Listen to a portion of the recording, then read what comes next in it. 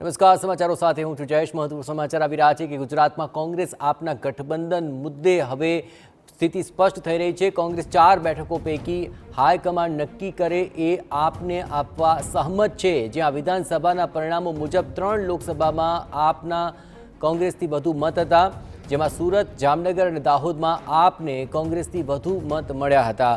વધુ મતવાળી આ 3 બેઠકો ઉપરાંત ભાવનગર બેઠક આપવા પણ કોંગ્રેસ તૈયાર થઈ છે।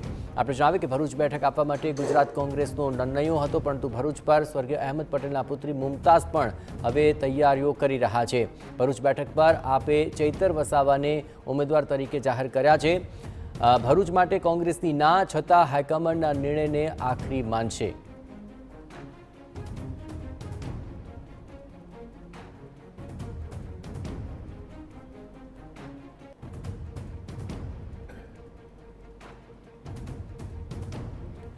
જો કે આ 4 બેઠકોને લઈને આખરી સ્થિતિ સ્પષ્ટ થશે, પરંતુ 3 બેઠકોને લઈને અત્યારે મહત્વપૂર્ણ ગતિવિધિઓ તેજ થઈ છે।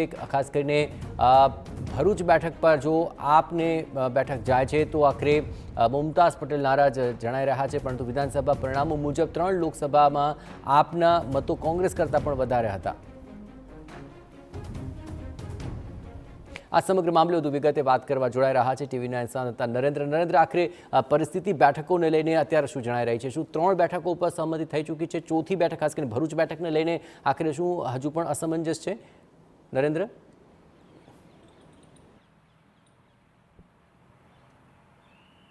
જી, કોંગ્રેસ અને આમ આદમી પાર્ટી વચ્ચે વાટાઘાટો ચાલી રહી છે દિલ્હીમાં, અને થોડા સમયમાં અથવા તો આવનારા 1-2 દિવસોમાં એ બાબત નક્કી થતી જોવા મળશે કે ગુજરાતમાં કેવી રીતના ગઠબંધન થાય છે। એક તરફ આમ આદમી પાર્ટીએ ભરૂચ અને ભાવનગર આ 2 લોકસભા બેઠક પરથી એમના બંને ધારાસભ્યોના નામ લોકસભાના કેન્ડિડેટ તરીકે જાહેર કરી દેવામાં આવ્યા છે। અને આ સ્થિતિમાં, કારણ કે થોડા દિવસ પહેલા કોંગ્રેસની એક બેઠક દિલ્હીમાં મળી હતી, એ બેઠકમાં કોંગ્રેસે, કારણ કે કેટલી બેઠકો આમ આદમી પાર્ટીને આપી એ સંદર્ભની અંદર હજુ નિશ્ચિત નથી થયું, પરંતુ કુલ 4 બેઠકો કોંગ્રેસ દ્વારા આઈડેન્ટિફાઈ કરવામાં આવી છે, અને એ 4 બેઠકો પૈકી હાઈકમાન્ડ જે નક્કી કરે એટલી બેઠકો આમ આદમી પાર્ટીને આપી એ પ્રકારનું ગુજરાત કોંગ્રેસે ત્યાં દિલ્હીની અંદર હાઈકમાન્ડ સમક્ષ પ્રસ્તાવના રજૂ કરી છે। અને એમાં જે 4 બેઠકો છે, એક ભાવનગર છે કે જેમાં કોંગ્રેસને લોકસભાની બેઠક, જે 22ની વિધાનસભાની બેઠક થઈ હતી, એમાં કોંગ્રેસને આમ આદમી પાર્ટી કરતાં વધારે મત મળ્યા હતા, આમ છતાં એક બેઠક આપવા માટેની તૈયારી દર્શાવવામાં આવી છે। અને એ સિવાય સુરત લોકસભા, દાહોદ લોકસભા અને એ સિવાય જે જામનગરની લોકસભા છે, આ 3 બેઠકો એવી છે કે જ્યાં આમ આદમી પાર્ટીને 2022 વિધાનસભાના જે પરિણામો હતા વિધાનસભાના, એમાં કુલ 7 બેઠકો પૈકી લોકસભા પ્રમાણે ગણવા જાય તો આમ આદમી પાર્ટીને વધુ બેઠક મત મળ્યા હતા। તો એ 3 બેઠકો પૈકી કુલ 4 બેઠકો થાય છે, એ પૈકી 2 કે 3 જે નક્કી થાય એ બેઠકો આપવા માટેની તૈયારી દર્શાવવામાં આવી હતી। પરંતુ સૌથી મહત્વની વાત અથવા તો જેને લઈને સૌથી વધારે ચર્ચા થઈ રહી છે એ ભરૂચ લોકસભા બેઠક છે, કારણ કે આમ આદમી પાર્ટીએ ચૈતર વસાવાને પોતાના કેન્ડિડેટ તરીકે જાહેર કરી દીધા છે, પરંતુ ભરૂચ લોકસભાને લઈને કોંગ્રેસ દ્વારા નિર્ણયો ભણવામાં આવ્યો છે અને હાઈકમાન્ડ સમક્ષ જે રજૂઆત કરવામાં આવી છે એમાં ભરૂચ લોકસભા બેઠક પર ગઠબંધન માટે ગુજરાત કોંગ્રેસ તૈયાર નથી એ પ્રકારની રજૂઆત પણ કોંગ્રેસ દ્વારા કરી દેવામાં આવી છે। અને એના જ કારણે એક પ્રકારની સ્થિતિ ગુજરાત કોંગ્રેસમાં પણ શું કંઈ કરવું આગામી સમયમાં એને લઈને અસમંજસની સ્થિતિ જોવા મળી રહી છે, કારણ કે અહેમદ પટેલના પુત્રી મુમતાઝ પટેલ પણ છેલ્લા કેટલાય દિવસથી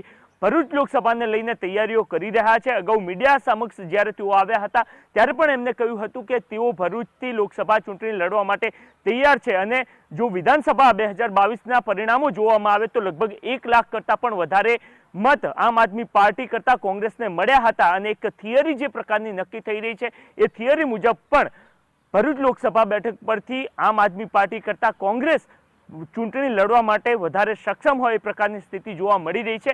અને એના જ કારણે અત્યારે હાલ એ પ્રકારનું ચિત્ર સામે આવી રહ્યું છે કે જ્યાં આમ આદમી પાર્ટીએ કેન્ડિડેટ જાહેર કરી દીધા છે, આગામી સમયમાં ચૈતર વસાવા ત્યાંથી એક રેલી પણ આયોજિત કરવા જઈ રહ્યા છે, અને બીજી તરફ ગુજરાત કોંગ્રેસ એ બેઠક આમ આદમી પાર્ટીને આપવા માટે સહમત નથી એ પ્રકારની સ્થિતિ જોવા મળી રહી છે। જો કે કોંગ્રેસના જે નેતાઓ સાથે વાતચીત થઈ છે એમાં તેઓ સ્પષ્ટ કરતા જોવા મળી રહ્યા છે કે આ 4 જે બેઠકો છે એ 4 પૈકી 2 કે 3 આપવા માટે તેઓ તૈયાર છે, ભરૂચને લઈને તેઓ તૈયાર નથી, પરંતુ આખરી નિર્ણય હાઈકમાન્ડ દ્વારા લેવામાં આવશે, કારણ કે ઇન્ડિયા ગઠબંધન હેઠળ તમામ રાજ્યોમાં સહભાગી પાર્ટીઓ સાથે કોંગ્રેસ ગઠબંધન કરી રહ્યું છે અને એમાં કોઈ એક બેઠક ખોવાનો વારો આવશે તો એના માટે પણ એમની તૈયારી છે.